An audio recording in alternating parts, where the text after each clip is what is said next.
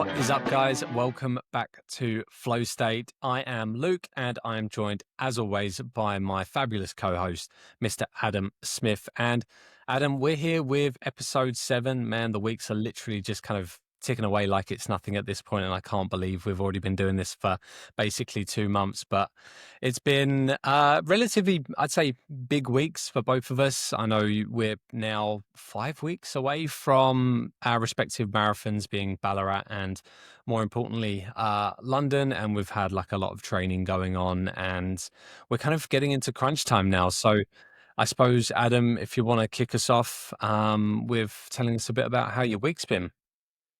Yes, Luke, thanks a million. It's been a good week. The sun has been shining on Ireland, so it's been an even better week than usual. It's been class. It's been still freezing cold, but yeah, the sun just makes a world of difference, as we've talked about a few times, talking about our weather updates. But yeah, London's getting close. Ballarat's getting close. Like you say, I think we're just over 5 weeks out now, so the excitement's really starting to build. And the training block, you think about the marathon being 5 weeks away. Um, so yeah, it's getting close and it's getting exciting, and definitely starting to feel the buzz, but still trying to keep it all under wraps because we're still quite a bit away. I think we're still, a bit written on the whiteboard here, 37 days out from London. Might need updated, but I'm pretty sure it's 37. So yeah, had a good week, mate. Like I said, the weather's been absolutely class, and there hasn't been much rain, touch wood. I think there's probably going to be some on the way, but it's been great. And post Bo Hermine half, managed to get a really good week of training in. I felt brilliant after the race. Legs felt really good, even on the Monday. I wouldn't say I was really fresh, but definitely a lot fresher than what I've pulled up after half marathons in the past. And yeah, stacked together a big week of training. We were just talking off camera, probably my biggest ever at just a touch under 115 miles. So that was a big week, and I'm kind of feeling a little bit of fatigue at this stage, but I'll get through this week of training. Touch wood, everything goes okay, and then I'm into a taper week for Dublin half marathon next week. So, yep, last week pretty much recovered Monday to Wednesday, just with some easy mileage. Wednesday evening we had the social run, and I decided to jog up to social run from home, and just finished that little jog with a little bit of light fartlek to finish, just to kind of test the legs and see where they were at. So for anyone that doesn't know what fartlek means, it's Swedish for speed play, which, in the essence of what fartlek really is, it kind of means you just play with different speeds for different durations. Now, a lot of people like to do more structured fartleks. When I'm coaching people, I like to give them some structured fartleks, which might mean you do a 3-minute rep followed by a 2-minute rep followed by a 1-minute rep followed by a period of rest, with some rest in between, or you might change it up and do something different. So I just decided on this run to just add in some, I think there were 30 to 40 second efforts of like a 30 to 40 second float recovery, so still moving pretty fast. Again, just to kind of see where the energy was and the legs were post half marathon, because I just jogged up to that point in the week, and then Just to everything felt. interject, Yeah, sorry, go I on. was going to say, just to interject for anyone that's wondering, what would you say the benefit then is of doing that kind of session, the Fartlek session? Physiologically, the benefits are no different to doing like structured intervals or threshold training, depending on what you're actually trying to achieve from the session, if that makes sense. But what I love about it is, I mean, you can get slightly different physiological adaptations if you, depending on how you structure the fartlek. But for me, it's just a great way to train that's fun. Um, I like to do fartlek quite regularly, where I'll just, I like to do it in a structured manner, so I kind of know when I'm going out what I'm going to do. So for example, I might do 8 sets of 3 minutes on at kind of like my lactate threshold, 1 minute jog, and then followed by a 1 minute rep hard, and then I'll follow that with a 2 minute jog, and I'll do that, like I said, 8 times. So it's just a really fun way to get quite a big training session in, and the time just flies by. So you're mixing up the stimulus, you're mixing up the length of reps, the recovery is always changing, and you'll just see the miles fly by. And generally, you actually run faster than you think because, as I said, you're mixing up those reps and those intervals. And yeah, for me, it's just really fun, especially if you do it somewhere like even like the grass, or somewhere like a forest, or somewhere like, parkland, somewhere that's quite nice to run in rather than just a concrete jungle, or a track. It can be a really nice way just to get a really good session in. And you could be running up hills, you could be running down hills. It's really famous in Kenya. I think every Wednesday in Kenya, in the Rift Valley there's a massive group of maybe 200 to 300 runners. Lots of them in the sub 205 marathon range, and they meet up for a fartlek, and it's pretty much open to anyone that wants to go along. And they start, I think this fartlek tends to be quite structured. They might be 2 minutes on, 2 minutes off, or something similar, and then but what happens in that is they get progressively faster. So it starts quite relaxed. It's over really rough ground, dirt roads, hilly terrain. If you ever get the chance to go onto YouTube and watch these fartleks, it's a sight to behold. They meet up at maybe 6 a.m, start at a really slow canter. But yeah, by the end, there could be one or two guys left at the very front, because everyone else has just been completely blown out the back door. So it does turn into pretty much a slogging match, but it's class to watch, and that's pretty much the essence of what fartlek is all about. So I mean, I had just thrown in like a mile of fartlek on the end of this run, and we've ended up down a rabbit hole. But yeah, it's a really cool way to train. Outside of marathon training, I like to use it quite a bit for a weekly session, because it's really fun. Yeah.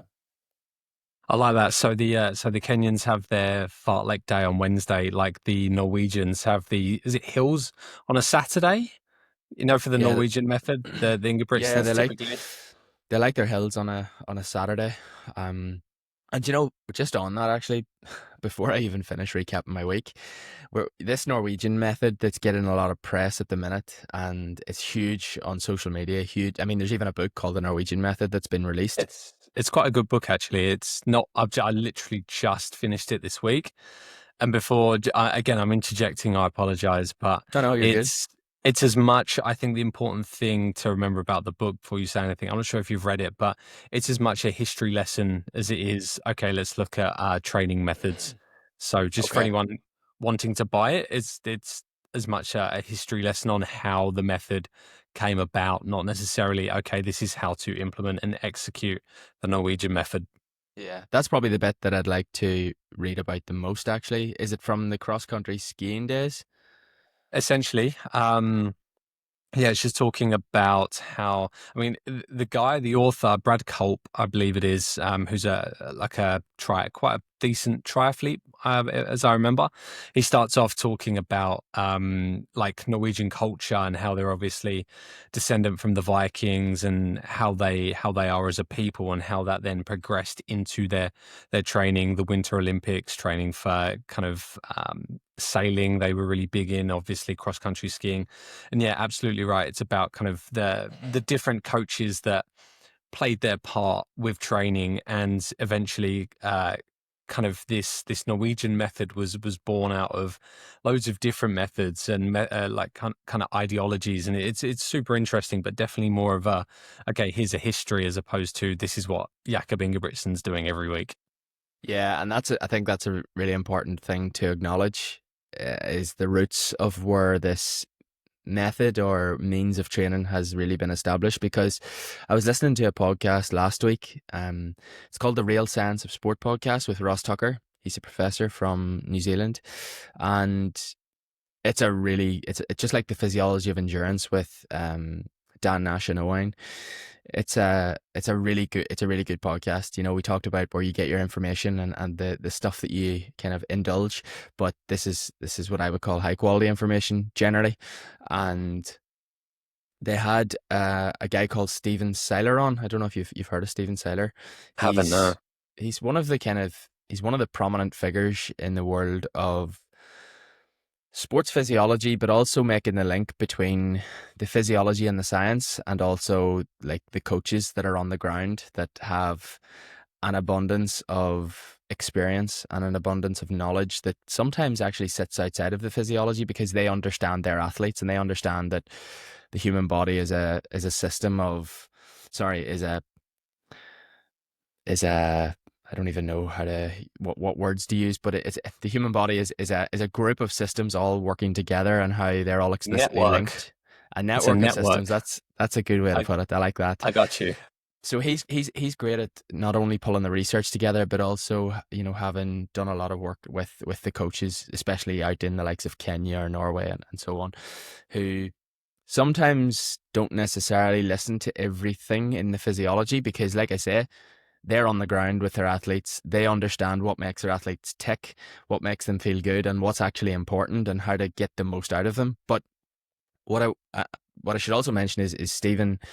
He actually coined the term polarized training way back when, and he kind of regrets that now to some degree, and has actually been he he actually was saying on this podcast that he wishes he could go back to kind of redefine what polarized training means, because it's Hmm. interpreted the wrong way essentially now. And what he was saying was that he actually lives in Norway. He's from America, but I think he's from America. But he was saying on the podcast that this Norwegian method, or the term the Norwegian method, has been coined by individuals that have just been trying to make money, really, which is kind of crazy, because it's being taken as, throughout the world of sport and running and distance running and so on.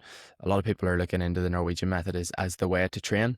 But his statement was that the Norwegian method has been established by kind of people looking to make money. Mm. And that when you speak to, in Norway, when you speak to the coaches and the top athletes, they kind of don't really want anything to do with the term the Norwegian method, Uh-huh. because there is so much more like flexibility and so much more nuance to their training than what I Yeah. think the Norwegian method gives credit for. So it's not just this like textbook scientific method where you train your LT1, you train your LT2, you do your hills on a Saturday, Uh-huh. you don't go over a certain distance on a recovery run, and you get really, really fit if you run enough volume. Um, And you there's take much more. your lactate measurements every run without Yeah. failure. Yeah, there's much more to it than that. There is much more, not necessarily nuance, but there's a bit more art to it than I think what this method, sort of states. But yeah, it was a really interesting podcast. I recommend listening to it. It wasn't about the Norwegian method, but he did mention that, and I thought it was really interesting. But anyways, uh, that was sort of up to Wednesday. Thursday, then I decided to head to the track and do a session. I wanted to do quite a high volume session, but I knew the legs would still be a little bit tired from the weekend's half marathon. So I did 30 times 400 meters. Now, the track was actually exclusively booked when I got there, so I ended up having to go down onto the towpath, which is just beside the track, and run this session. So I broke it up into 3 sets of 10. I took 45 seconds between my reps, and I took 2 minutes between sets. So I did 10 reps of 45 seconds rest, and then after the 10th rep, I took a 2-minute rest, and then I repeated that 3 times for a total of 30 reps. Really handy because the towpath is marked every 400 meters. Mm. It's been measured with a wheel, and it's marked every 400 meters, so it makes doing those intervals really easy. And it's flat, so it was not quite as good as the track, but yeah, not far off it. So that was a good session. I was really happy with that. Kind of in and around my second threshold, so at my actual lactate threshold, probably slightly above it by the end, but good session. And then just some mileage Friday, Saturday, and then into Sunday. We met the group, the group of road runners from Belfast, with Noel McNally, who came down to Craigavon Lakes here. It was just the most unbelievable morning in terms of weather. The sun was splitting the stones, not much wind at all, and we did 23.3 miles in total, with a 6 mile warm up, 6.5 mile warm up, and then into 4 by 3 miles, kind of marathon pace, off a mile, sort of steady in between. So that was brilliant. Such a good morning. Working with a group. There was about 5 of us, 6 of us in a group together. Got loads of fuel on board, fueled up beforehand, and yeah, it took like, I think I had 5 gels during that session, just to really start training the gut more. and get as much on as I could, and felt great during the session. The last rep, I even managed to progress a little bit and got quicker and felt really smooth, and all the fuel went down, no bother at all. So yeah, really good morning's training and a good week. Are you still on the precision gels? I saw you taking a while back. Yeah, I'm actually taking the SIS Beta Fuel. So they have a little bit more carb per unit serving, 40 grams of carbs in a unit serving.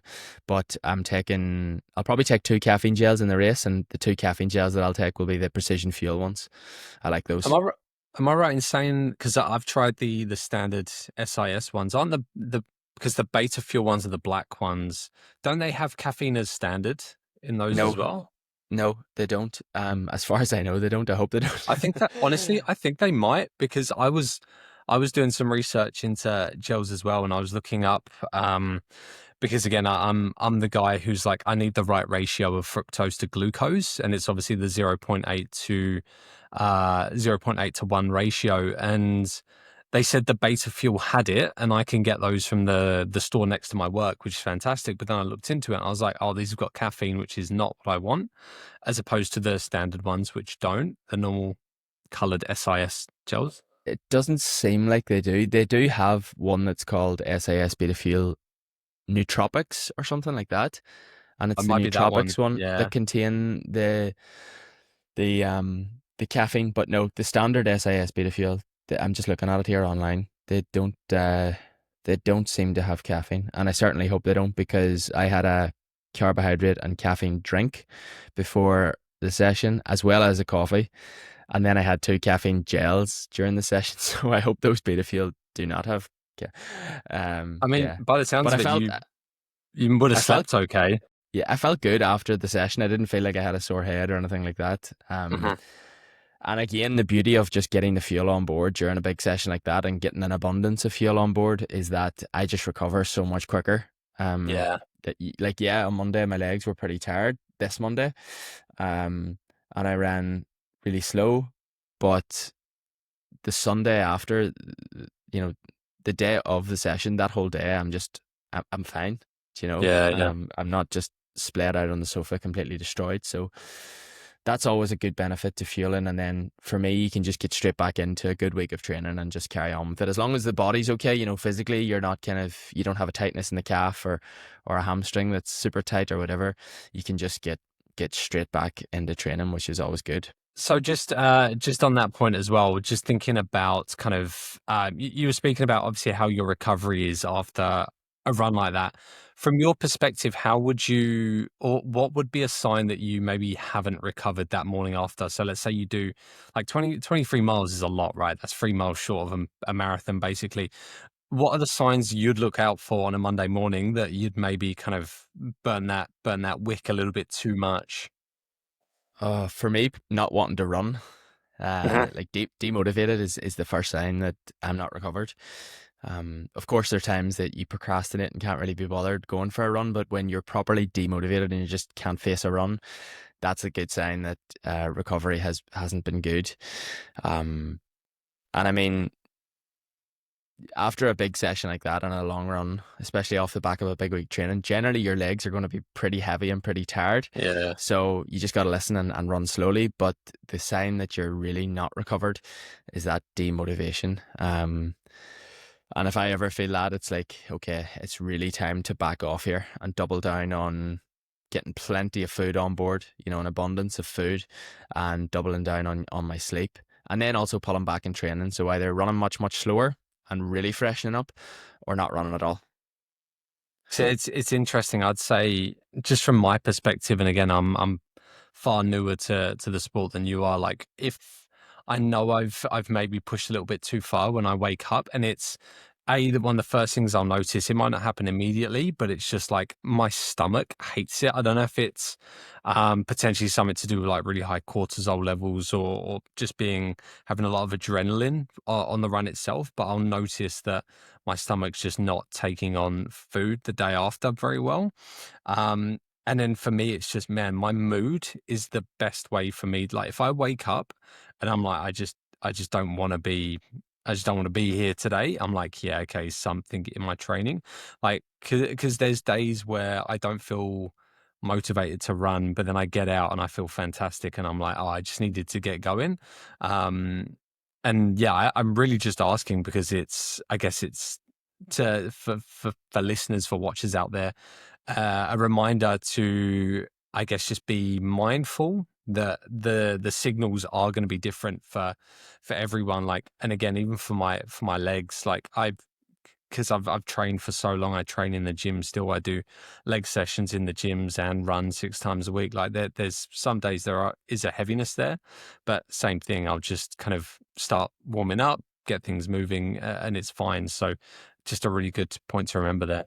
Yeah, the mood's a good one. You know, the mood I think links with the motivation piece. It's like if you get up and your mood is really flat and really low and doesn't really pick up, everyone can be a bit grumpy in the mornings, but if it doesn't change, you know, with once you've wakened and with your coffee and your whatever else, it's a sign that the body does really need to recover. And what I would tell you is if you're in that case, if you're in that situation, and this is when, particularly for, you know, recreational athletes, is that if you're training for a marathon and you're doing more than you've ever done and you wake up and you feel like that, swap your run for a walk.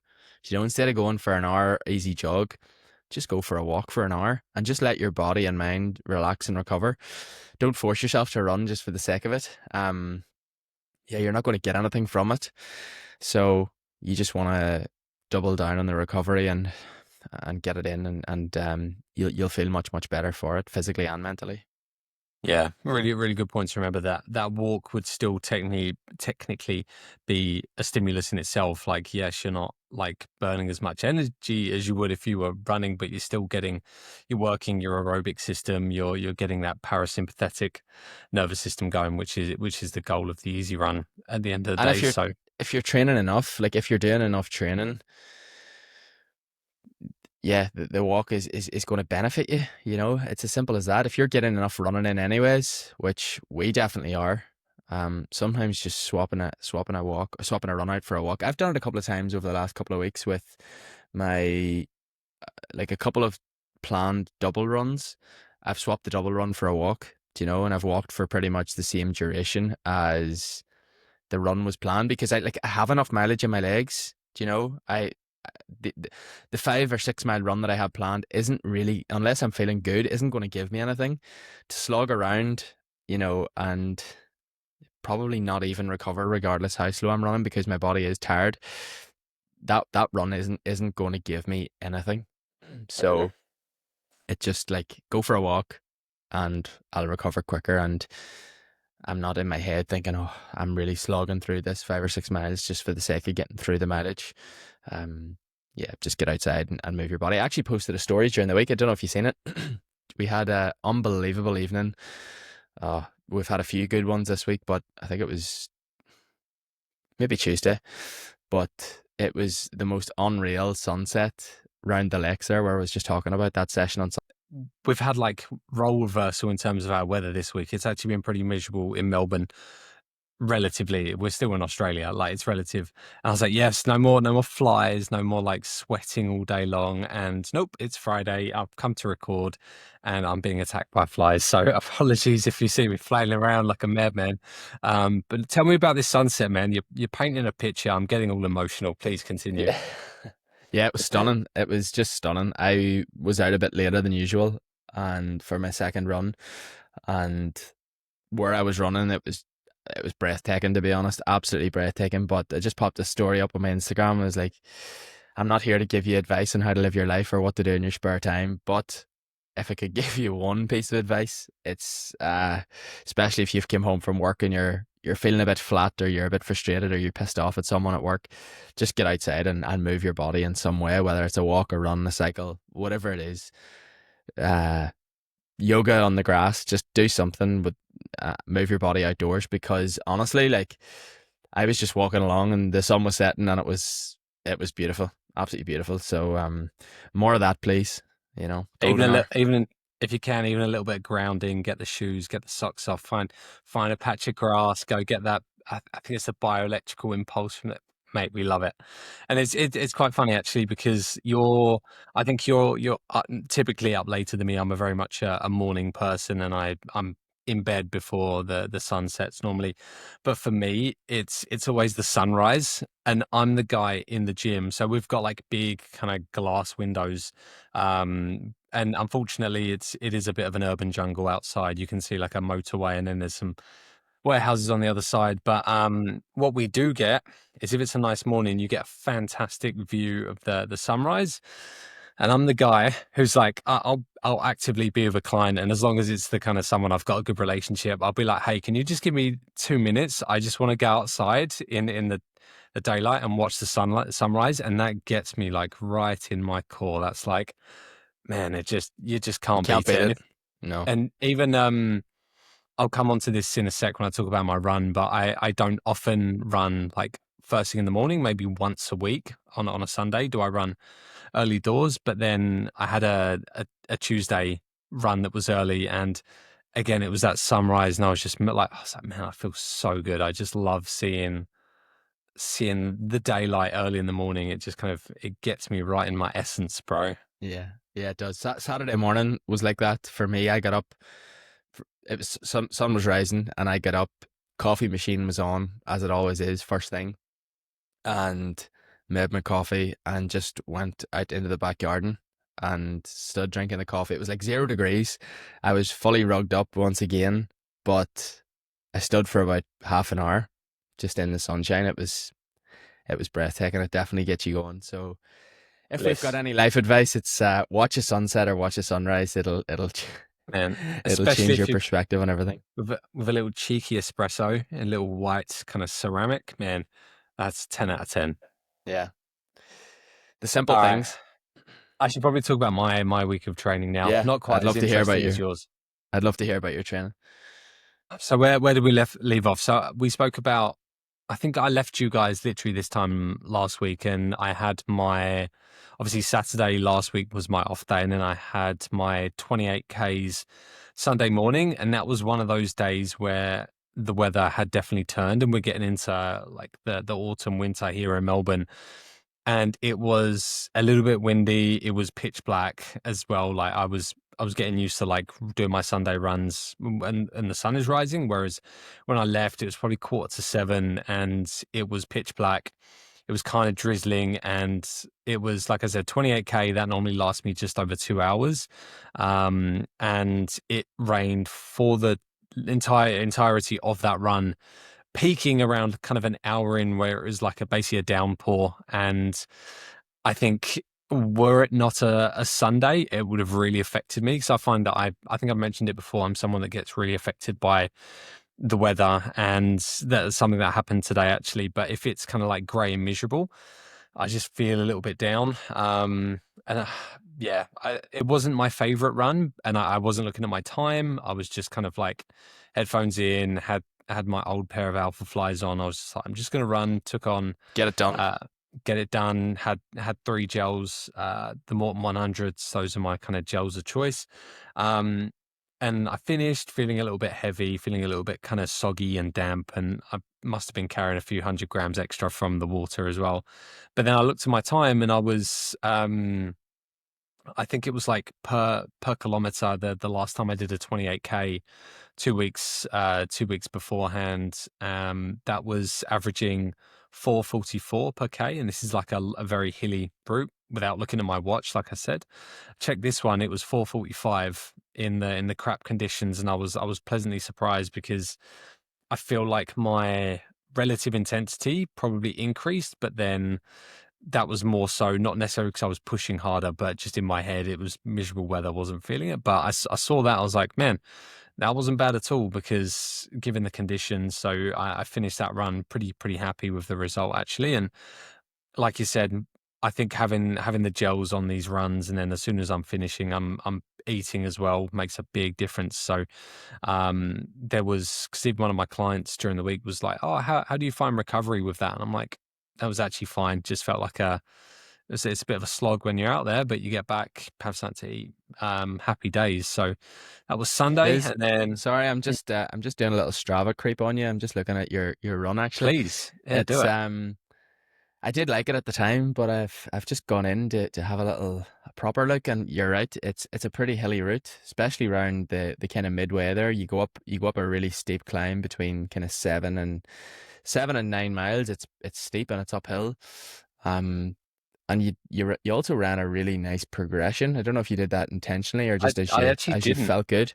But yeah, Mm. that's a really nice progression there too. Finishing, yeah, starting around just over 5 minute Ks and finishing somewhere around sort of 4:30 per K, I want to say.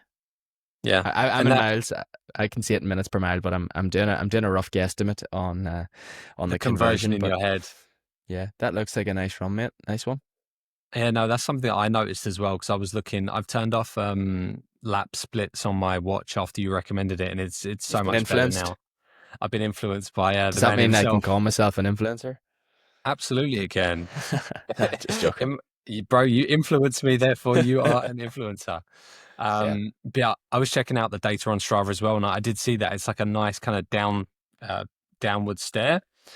I was like, that's great. That's what's meant to happen because my instruction for that run is to basically go by feel. And what's happening is I'm getting warmed up. I'm getting into it. I'm getting some gels in. I'm getting faster and faster for the same kind of relative intensity, the same RPE. So yeah. super happy with that one. I absolutely love, just on that, I absolutely love hilly long runs, where you're not running a set pace, but rather you're just running the terrain. They are without doubt my favorite long runs, and I think they shouldn't be avoided. I would Yeah, encourage anyone, if I could give you a piece of coaching advice, um, unless you have something really specific that you're going to do. For example, like our long run last week, we wanted to do 4 by 3 miles at marathon pace. That was the reason that we headed to quite a flat sort of a loop, so we could do that training and do it together. But if you just have like a 22K or a 25K or 30K long run, whatever it is, without real specific instruction, and you just want to get a solid training day, it's like head for the hills. As long as you're used to running on hills and you've done it before on some easy runs, it's such a good way to get strong.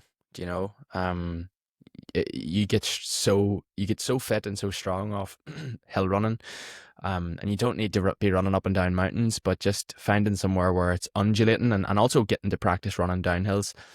It's definitely the best type of long run. I would, yeah, I think I'm actually going to do a couple of those. Sorry to interrupt your training, but mm, the way I planned out my training in an ideal world between now and London, I have it here just on a spreadsheet.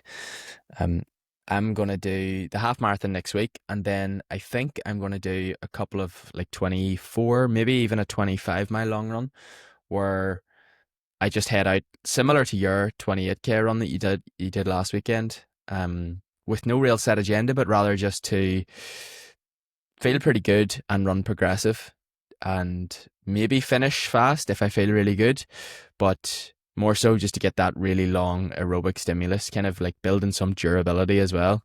Because I feel like my fitness is in a really good place, but to build some extra strength and durability and kind of fatigue resistance, yeah, get those long, hilly. I think they stand to you.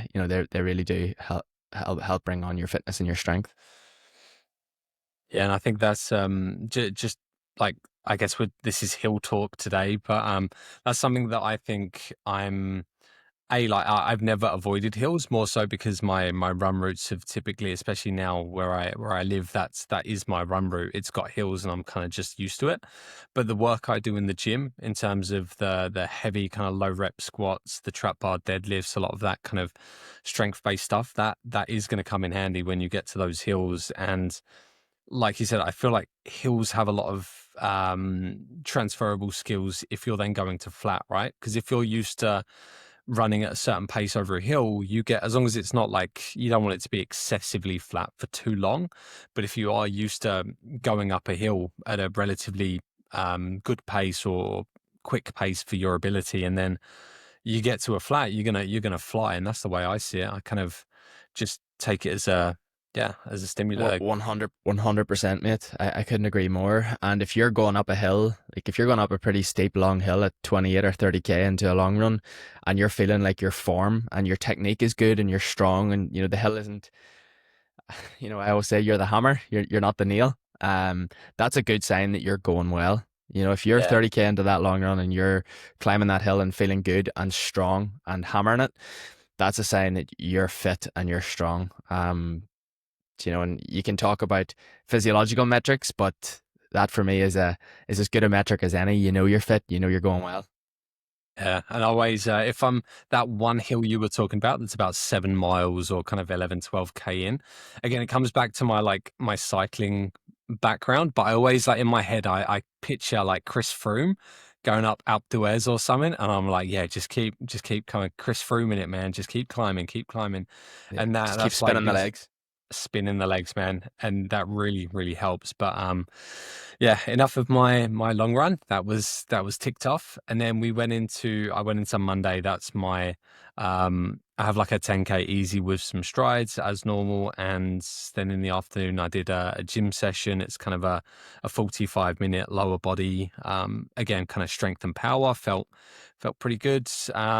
Tuesday was my first workout of the week, and that's the one where I was able to do that first thing in the morning, which I'm always like, I feel good if I can run first thing, especially for those workouts, because I'm kind of fresh. I've had coffee, and it was initially meant to be a treadmill session, so that's the 8 by 4 minutes or a K, because the pace I'm going at is 4 minute per K.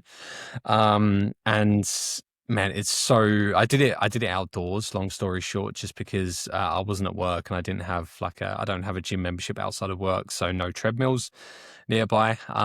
But man, I think that was the one where I put on my Adidas Pro 4s for it, just to get like a different session in them, because I've not done that session in them so far, and I want to be as used to them as I can without overdoing it prior to the marathon. And that session, like, it was fantastic. It was great fun, but I think it was that one where I really fell in love with the Pro 4s, because I was like, man, I got I'd laced them up. I did the extra lace, because they've got the extra hole at the top to do the full kind of button up, and I was like, The man, runner's these not. are the runners not. I utilized the runners not, and I was like, man, these feel fantastic. There was no hugging. There was just the right amount of space, and it's ironic because someone actually commented on last week's pod saying that they didn't really rate the Pro 4s compared to the Pro 3s. But for me, I was like, man, I love this shoe. And if someone was like, if you could right now, based on one shoe, if you could be endorsed by any company, I'd probably say Adidas, just so I can get unlimited Pro 4s. I was like, man, They're the shoe for this you. is this is my shoe. And I used to think it was the AlphaFly, but now I think for anything over, to be honest, any race at this point, like maybe a 5K, I'd want something a little bit that felt kind of quite sock tight on the foot, which in my opinion the Pro 4 doesn't, whereas the AlphaFly does. It's very like sock like, whereas the Pro 4 is a bit more spongy. It's a bit more roomy, especially in the toes.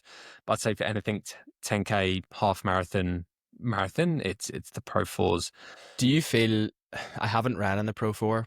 I did put it on my feet for the first time on a Wednesday night. Mhm. The shop that we do the social run with, McKeever's here in Lurgan, they have the Adios Pro 4 in stock. And just when we were waiting on people arriving on Wednesday, I went down to the back and tried on the Adios Pro 4. They felt quite soft, but then I never like to make a judgment on a shoe until I've ran in it. But yeah, on my feet, it definitely felt softer than the Pro 3. Just again, I haven't read anything or looked at any kind of stats or data on it, but what do you think about the feeling of it? It, I'd 100% agree. I think when the difference for me, like obviously I've only really got the Alpha Fly to compare it to for shoes I've run in consistently. When you put in the Alpha Fly, it feels quite firm, and it's almost like you've got bounce. So it's snappy, it's That quite pop. robust, and it's got pop. Whereas the Pro 4, if you're not running, you put it on and you automatically feel like it compresses. You're dropping into the cushion. And if you're, let's say, for me, just doing like a little jog in it to try and get to your first rep or whatever, it almost feels uncomfortably soft, like you're walking on marshmallows. But then as soon as you pick up the pace and you get into some reps, you don't notice it. Okay, And cool. for me, that was the best part. And that's what I really noticed on these reps. I was like, I'm not thinking, man, I feel like I'm squashing into these shoes like you would say at Super Blast, where you do feel that compression with every step. It feels more like the AlphaFly, maybe less pop than the AlphaFly, but you definitely I feel protected. Yeah, obviously that's when the carbon plate really starts to do its job. Yeah, I think Yeah. it's a rod. I think Sorry, the Rod. Adidas, the Adidas use the rod that goes all the way through. That is slightly different to the plate. I'm not sure on the technicalities there, but I I know think you're it's right. Yeah, I think you're right.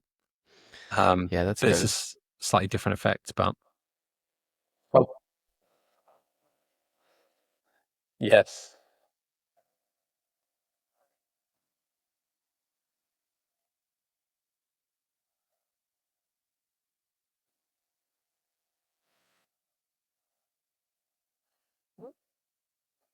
Can McKeever not maybe let you just kind of have a little trot in the Pro 4? I don't know.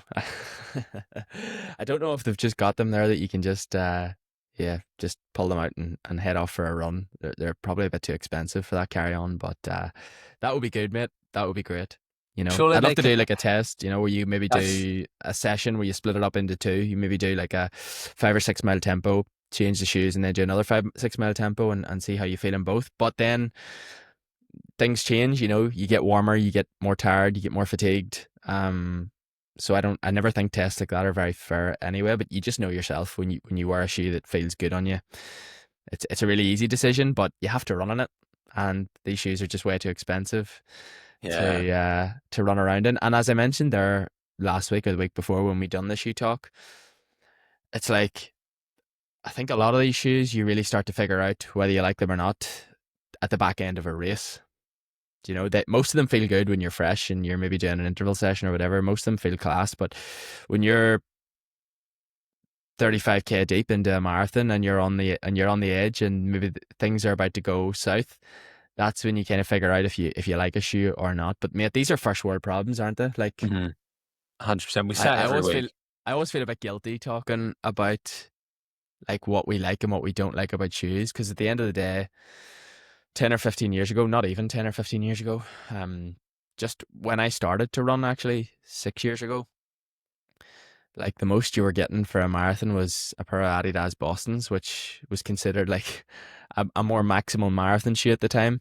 And when I look at I actually had a pair of Bostons before I started to run marathons. When I look at those now, they're like a really low profile shoe, really good to run in because you really felt that ground contact and they had a nice amount of foam in them, but they just give you nowhere near what a carbon plate shoe gives you. So yeah, it's definitely a first world problem discussing what we like and what we don't like about carbon plated shoes. I feel like we're like two golfers talking about the latest drivers and how they're gonna Yeah, allow us to hit further and straighter down the fairway.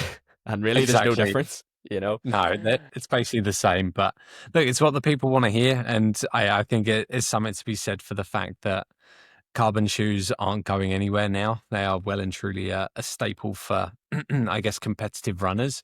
So the least we can do is give our 2 cents when we find a pair that we like. And Yeah. um, It's a yeah, bit like I do Pokemon, try. isn't it? It's like gotta catch them all. Exactly, man. You got to try them. But yeah, look, what day are we at now? So that was Tuesday. Um, and then Wednesday was my just 12K, just getting some again pretty absorption run. We don't like the term easy anymore, but that was like a nice 12K absorption. Felt really good. And then Thursday, I distinctly remember because I was back at work and I felt super average for this run. I think it's important to say that not every run, even kind of quote unquote easy runs, feel easy. And this one, I was not that it was like I wasn't dying, but I was like my effort levels psychologically were probably higher than they should have been. Not enough to warrant kind of skipping the run. It was just that I was feeling a bit drained, and again, this is when the weather started to turn, so it was a bit grey, it was a bit miserable, and I was just like, man, I'm just not feeling it. But nonetheless, got it done, and then that brings us to today. So it's Friday today, and same thing, but the difference is today it was basically tipping it down all morning. So I'm there at work in the morning, like seeing that it's raining and going, okay, I've got to run at about midday and I know it's probably going to still be raining. And lo and behold, it was. And so today was a workout. I had 3K warm up, pretty standard, got drenched, and then it was 10 minutes at 10-minute tempo. That was at 4:10, which ended up being 4:05. Again, I didn't look at my watch. I checked it initially and then just ran to Phil, and that Phil ended up being 4:05. Pretty comfortable. Fortunately, by this point, I did start to like get into it a little bit. I think just having some blood flow, a little bit of adrenaline from some strides before that tempo, started to feel a bit better, and then finished off with 2 sets of 5 hill sprints. So these were like pretty decent incline hill sprints. It was tipping it down. I was drenched, but I found a nice hill. The ground wasn't super slippery because I always I've learned from Adam's mistake, and I try not to like do anything that might endanger my knees. So I actually checked. I was like kind of wiping my foot on the ground to make sure it wasn't too slippery. And I'm not going to cop it here, but Good. I found a decent patch. And don't get me wrong, the reps were hard. The hill reps were hard, but the more I did it, the more I was like, yeah, man, these feel good. And that's when I get into my own head. I'm like, man, there was no one out. It's tipping it down with rain. People aren't even driving it, and I'm going to myself like, this is what separates me from everyone else. Like I'm English. I'm tough as nails. I'm gonna go running like come rain or shine, Yeah, and you're that well gets hard, mate. I'm well hard, and that got me You said it the right way. and that got me through that session. And yeah, I was by the end of my cool down, I was like, yeah, felt grand. And now, Class. fortunately, I've got my rest day tomorrow. I'll do a little bit of upper body training, and then very excited for my over under, not quite over under, but my marathon session on Sunday, and that'll be the kind of going from marathon pace to slightly below, and then back up for 16K. Yeah, So very that's a great. excited. That's the session we mentioned last week. That's a class session. It's a Yeah, class session. Yeah, yeah. and will you feel that session, Luke, during the run? Good question, actually. I will definitely take some gels with me. I might not. I, I, I probably will. I'm not necessarily because I need to, but more because I want to practice actually taking in the gels when I'm running at marathon pace. That's exactly what I Because was going to say. yeah, and again, I hope you don't mind me like piggybacking on your point, but when I when I take my gels on during that long run, I'm like you said, the quickest I'm running is probably 4:30, and that's about 15 seconds slower than my marathon pace. And it's not the easiest to have a gel at the best of times, but the faster you get, the harder it gets because funnily enough, when you're running that hard, you're probably breathing through your mouth. And when you take in a gel, you're also needing to take it in through your mouth. Otherwise, you're doing it 100%. wrong. So, um, yeah, I, I 100%. will. I will have a crack. I've done it. I've had gels during like my half marathon, and I was okay. But I'll probably have at least one during. But I'm only expecting to cover like it'll be 16K of quality work, and uh, Yeah. One thing I would say, Luke, is you're definitely right to get the practice in at sort of closer to marathon pace or even maybe faster at times is just to train your body and train the gut and train yourself to do that. It's so important. But another thing that I did on Sunday past was during the last 5K interval. In fact, it was right towards the end of the last 5K interval. It was we probably only had about 5.5, 6 minutes left to run of the 4 by 3 miles or 4 by 5K roughly. I actually decided I had another gel in my back pocket at that stage, and I absolutely did not need it because I'd only taken a gel maybe 15 minutes before that. But during that last rep, I decided to take another gel for the simple reason that I was like, okay, this is a great opportunity to test the gut, to train my gut a little bit more. And if anything, it'll facilitate good recovery because it's more carbs in the system. It's stopping me from being completely depleted.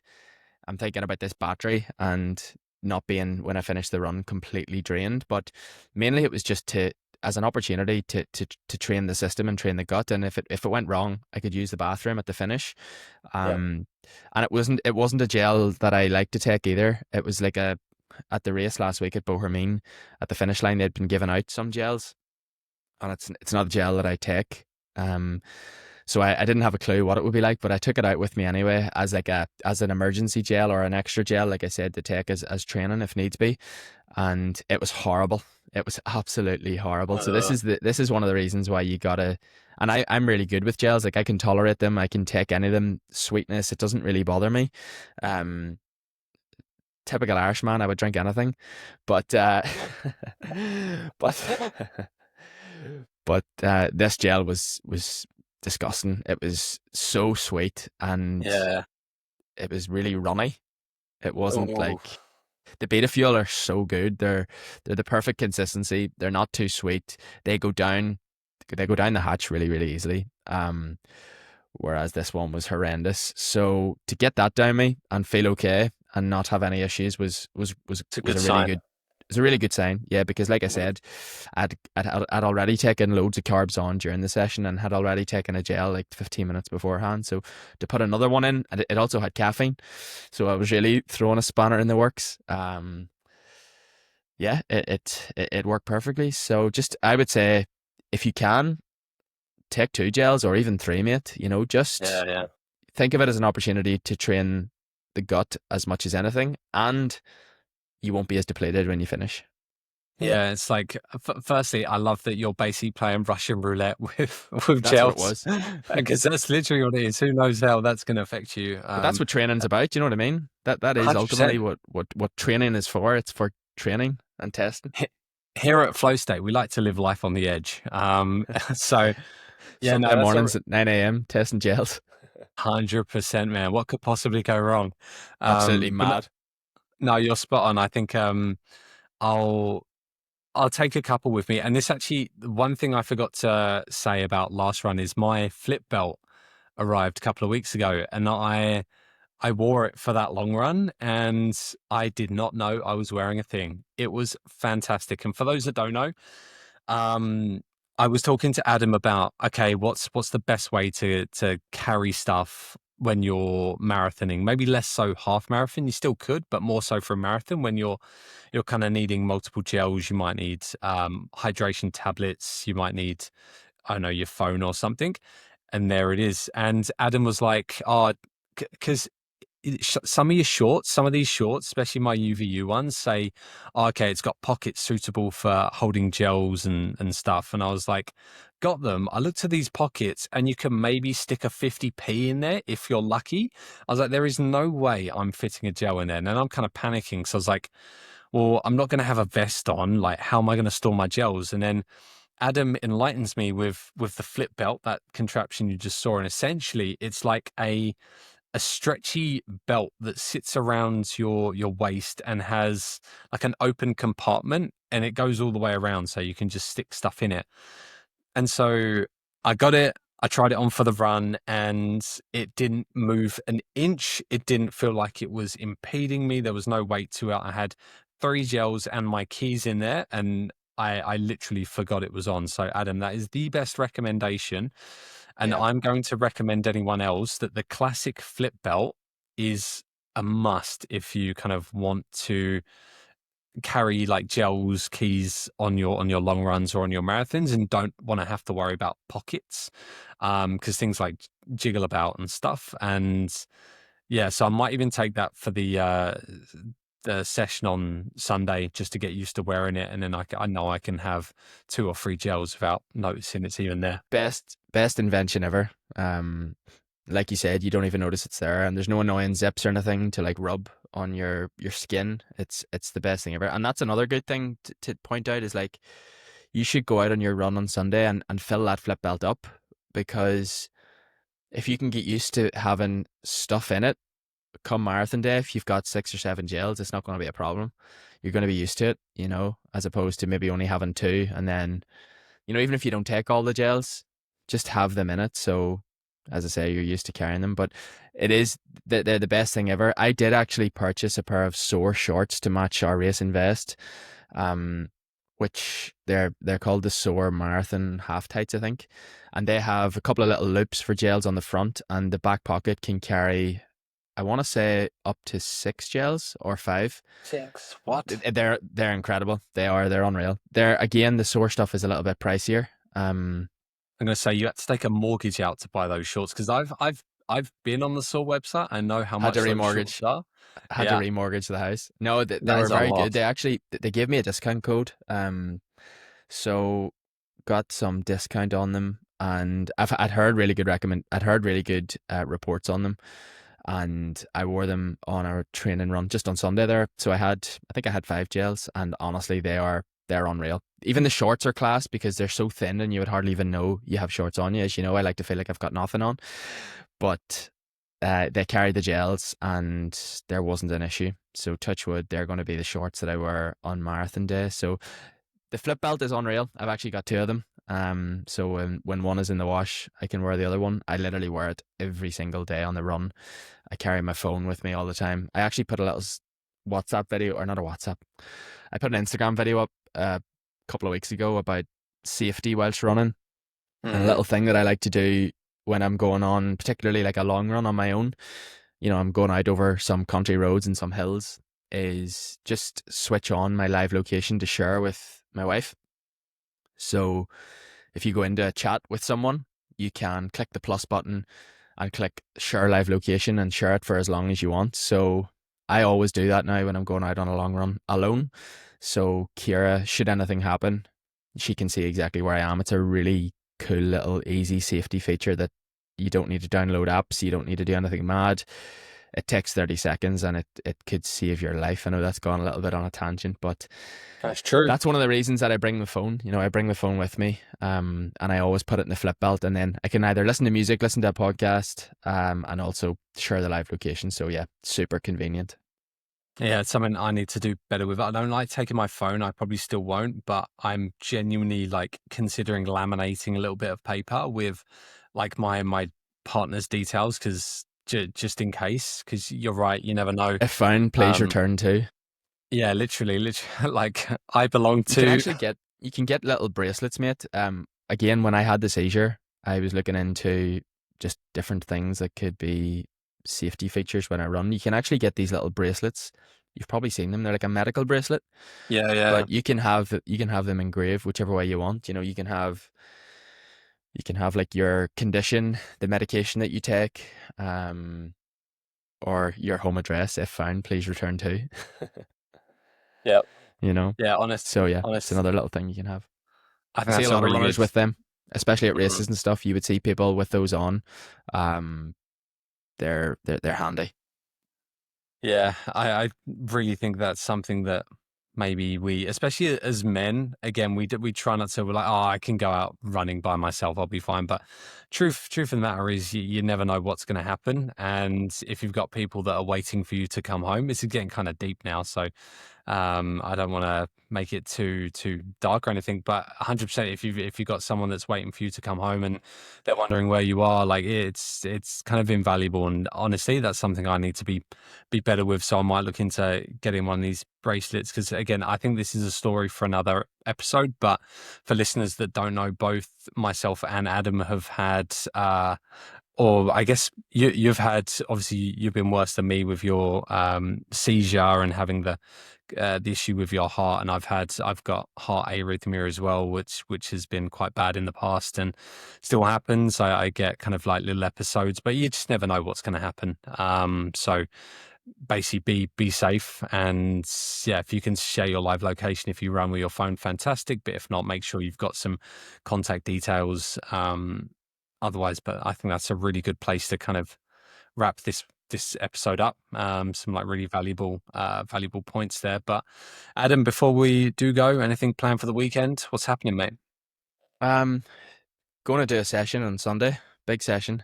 Swapping it around from last week. Instead of doing 4x3 miles, I'm going to do 3x4 miles. Progressive, all being well, with a couple of the boys that I trained with last weekend again. So long warm up and then into 3x4 miles, as I said, starting slightly slower than marathon pace and hopefully finishing slightly faster than marathon pace. Apart from that, no.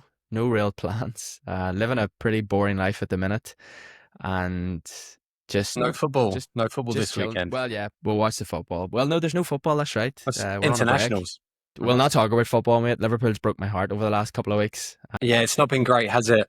No, it hasn't been great. Off the back of the last time we talked about the win over PSG and how Alisson was a brick Yeah. wall, we have since been knocked out of the Champions League and lost in the final of the Carabao Cup. So things aren't great, and the lads are off on an international break. So hopefully we get them all back fit and healthy. Would you follow Ireland in the internationals? You guys playing? A little bit, mate. I actually think we played last night, but I wasn't watching football. I was mum came around last night, so no, we were just chilling at home, having a chat last night. So I don't even know what the result of that was. I'll probably look at some of the football scores today. Supposed to be going out for a run very shortly, but I've lost my watch, mate. So it could be a raw dog run. Yes, we where love a raw dog. I just time it. I just do 60 or 70 minutes or something like that, with a stopwatch, because I got up this morning and went to chuck my watch on. I put it in the same place every night, just on the desk here beside my computer, every single night in life, and it's not there. And as I say, I went downstairs to make some breakfast and have some coffee, and can't see it anywhere. So yeah, I've lost my watch. It's a sign. It's meant to be raw dogged. Yeah, Make it happen. Raw Dog Marathon in London. Yeah, let's do Like it. I said, mate, I did say to you a few months or at the start of the podcast, if the watch kicked the bucket, I don't know if I'd replace it. So Yeah. yeah, I think maybe it's a sign, like you say. I think just give it a go, man. Just see how it goes, and if it turns up, it turns up. There's something about me that would love to run a marathon on feeling. I reckon you could do it. I seriously, because based on the runs I've done to Phil, I seriously think with your experience, you could do a good marathon to Phil, or if anything, like not be that different to what is your PB. I really think you Yeah. could. That's the thing, I just think so many people are governed by the watch. And if you go out in a marathon and at mile 1, you've got 25 miles left to run, it's like, I'm pretty sure most people could gauge the effort accordingly. And similarly, when you get through halfway, knowing that, like, okay, this is how tired I am right now, I've got 13 miles to run, or 21 point whatever kilometers, I'm pretty sure most people could just gauge their effort accordingly. And runners typically aren't sandbaggers. We typically aren't the type of people who don't want to get the most out of ourselves, because Yeah. it's not like you're playing on a football team where someone else is going to pick up the slack. It's on you. And I just think it's a great way to run, and I would always encourage people to race to effort. Sometimes with the exception of the marathon, because I know that going off too hot in a marathon, even though you feel class, can be is going to be really detrimental in the back half. And again, that could be an episode for another podcast where we talk about pacing the marathon or getting marathon day right. Maybe we'll do that over the next couple of weeks as we approach our marathons, and how starting a touch slower than probably goal pace is always a better idea than maybe trying to bank some time. But Yep. I just think racing a marathon without a watch on would be a really cool experience. It really would be. And then I suppose it comes down to also thinking, well, if you can only run 1 or 2 really good marathons a year, you don't want to waste your opportunity. It's not like racing a 5K where you can do one in a couple of weeks' time. So that's the catch-22. But look at Emile Carrès, was he 4th in Paris at the Olympics? He just runs with a Casio on his wrist. Yeah, no, I did hear about that actually. It can be done. It can be done. It certainly can. What about you, mate? What's your weekend looking like? I am going to watch a little bit of football. It's Thomas Tuchel's first game in charge of England tomorrow morning. And sorry to interrupt. I seen a very interesting interview with Thomas Tuchel the other day where he didn't have much good to say about the England of last year. Did you see it? He didn't, yeah. He was, I don't want to say he was ripping into Gareth Southgate, but he was basically saying what everyone else was thinking, and that's that Gareth Southgate's approach was not to think about winning, it was don't lose.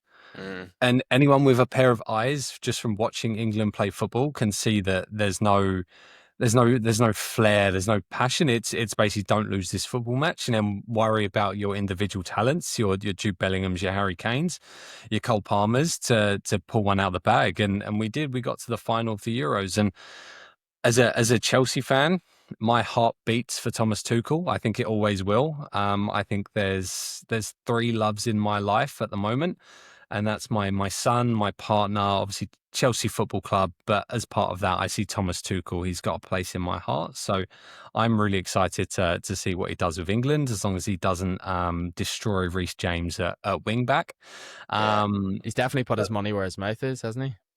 He really has, but that's very much Thomas Tuchel. He's very just that German approach. Like, this is what we're going to do, and we're going to do it. But look, I don't want to Yeah. kind of bore the people because I know not everyone's into football. But that's going to be my Saturday morning.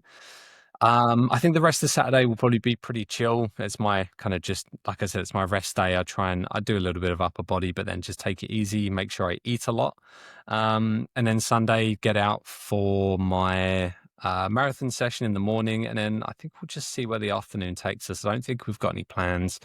I know I've got some busy weekends coming up for the next kind of like 3-4 weeks where I'm working on Saturday, so I'll do like 5.5, 6 day weeks. But yeah, I just want to bank up the rest now while I can. But aside from that, we're Cool. cruising, we're chilling, and I'm looking forward to it. But I think that might be a good place to wrap things up, Adam. Yep. Sorry, just before we do, I just wanted to No, very, very please. quickly give a very quick shout out to any of my own clients that raced over the last couple of weeks. We've had a busy couple of weeks here in Ireland. We had the Bundoran 10 mile, the Carlingford half marathon. We also had, what other half marathon did we have last week? Can't remember. But then we had races that have just gone. We had an athlete competing in High Rocks in Glasgow. We had a host of 10Ks around the country that happened over the kind of the bank holiday weekend there. So shout out to all the AS coaching clients that raced over those couple of weeks. They all smashed it, and it's a testament to their hard work. So I just wanted to give them a shout out because yeah, there was some really, really outstanding results, and a lot of people in the midst of kind of half marathon and marathon training sort of looking at bigger things down the line. So fair play to all those that got out there. Yeah, massive well done to all the AS coaching crew, team, whatever you kind of coin yourself as. Yeah, massive well done indeed. And good luck to anyone that's running over the weekend as well. Like, can't forget that people are slogging away with their training. So good luck to all you guys. And look, before we wrap up, I think the plan for maybe next episode, maybe the one after, is to do a Q&A. And I think me and Adam have decided we'll put up a poll midweek for any questions you might have. So if you're watching this and you have any burning questions, I know we've had a few come through already, like feel free to jot them down, or even just send them through to us anytime. Like, we'll save them up, and we really appreciate those coming through. But otherwise, thank you as always for watching, downloading, liking, subscribing, following, all of the above. We do check kind of our platforms weekly, and we can see that the podcast is growing, and it's like greatly appreciated. So thank you so much. But yeah, like I said, I hope everyone has a great weekend. Have a good time running if you are running. But otherwise, we'll see you back here next week for another episode. Thanks so much, and take care.